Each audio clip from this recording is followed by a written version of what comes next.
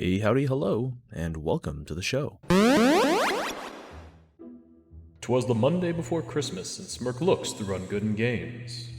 There's so few holiday games in sight, he sighs, let alone one that garners shame. But alas, there lay one in the browse list that caught his gaze, but not many have noticed it, for it had very few plays. The red light shined upon thee, Smirk, looking for flaws. After all, it's a free game. What could be so wrong? With 22 reviews in total, 68% have despised. The game was only one review away from glowing, and it beckoned to be analyzed. Holiday Escape was then downloaded with haste. 165 megabytes was all it asked of for space.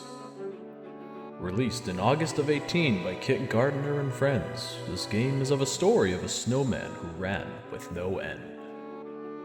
A snowball pursues, hungering to crush the holiday cheer. Chilly the snowman ran, fueled by his fear. He runs, collecting ornaments and gifts to raise his spirit. The snowman begs for forgiveness, but Mother Nature will not hear it. The trees fully erect and boulders stand proud. Chilly attempts to evade them as he cries aloud.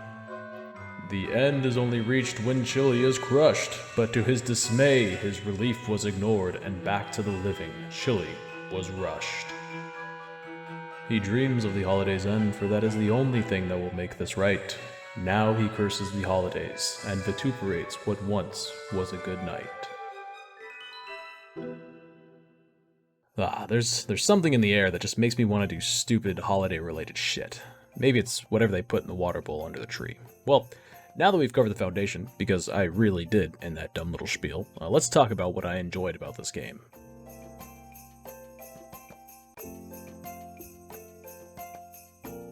My favorite thing about this game is it uses my second favorite holiday song. Also, I never actually knew this song's title. I had no idea how to search for it. You see, I used to search for a fast orchestral holiday song, and I always ended up with Carol of the Bells, which is my first favorite holiday song, mostly because I know its title. So, thanks Kit & Co. for putting it into your credits.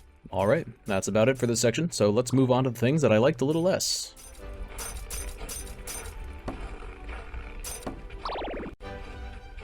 Now, if you actually thought that I'd be some sort of Grinch and come on down here and analyze this free, holiday-themed, 2-year-old, student-produced game, well, you'd have thought right. For some smaller things I don't like, let's start with the hitboxes, or just the fact that collisions overall are just unkind. The hitboxes for the round-top trees are exceedingly large. For boulders, there's this little pocket-like indentation, so if you run into it, you have to let go of the down key first, otherwise you won't actually move left or right. The fir trees are pretty alright, I guess. I feel like if you run into something overall, though, you may as well just let that thick-ass snowball run you over, which leads me into my next point. There's no real reward for progressing. In some endless runners, you generate points just by advancing. Given that this game is really goddamned hard, I actually would have liked something like that. Something else I found myself wishing for is that you should be able to put some distance between you and the giant snowball as you run on. Never outrunning it, mind you, but just enough to set it back to how it started.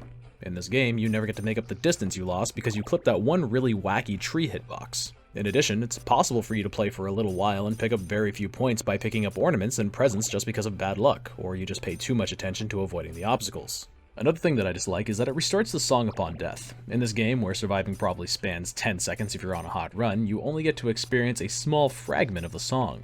Some people hate hearing the same song in a game for a long amount of time, but imagine if you only heard the same segment of a song because the game won't let you listen to the rest. That essentially turns up the weariness by tenfold.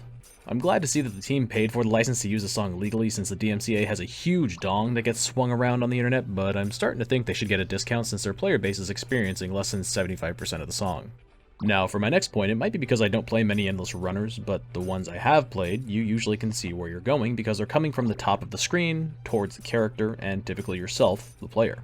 Take my gameplay from Uzi Lim's Anime Runner, for example. It's a full-on top-down runner, and the obstacles are coming towards both you and the character. In Holiday Escape, the obstacles are coming towards your character, but they're going away from you, the player, so they're in between you two.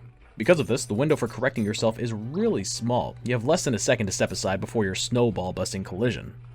Now, my least favorite part of this game is actually that it has no scoreboard. The About This Game talks about competitive players wanting to beat their previous score, but there's no tooling in this game that remembers your previous score.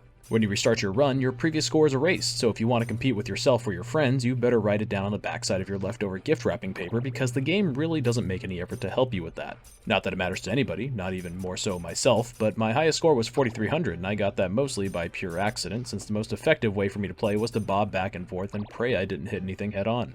Well, it's almost time for another round of eggnog, so let's wrap this up with a verdict.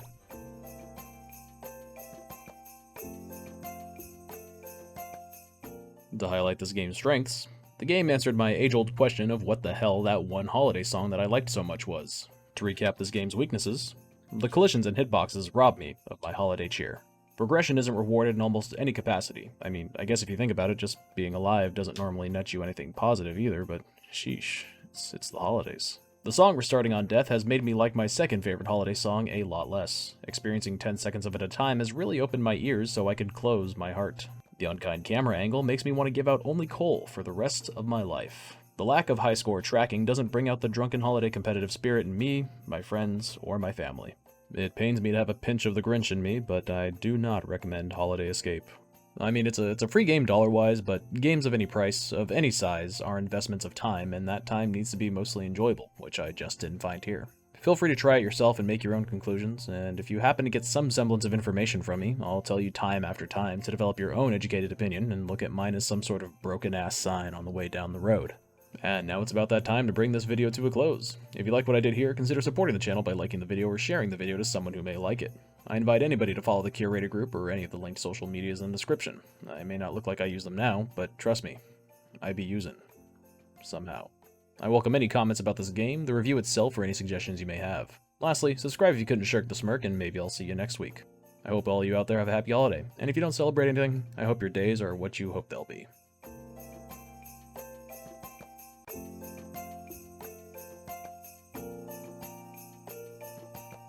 What a lovely day!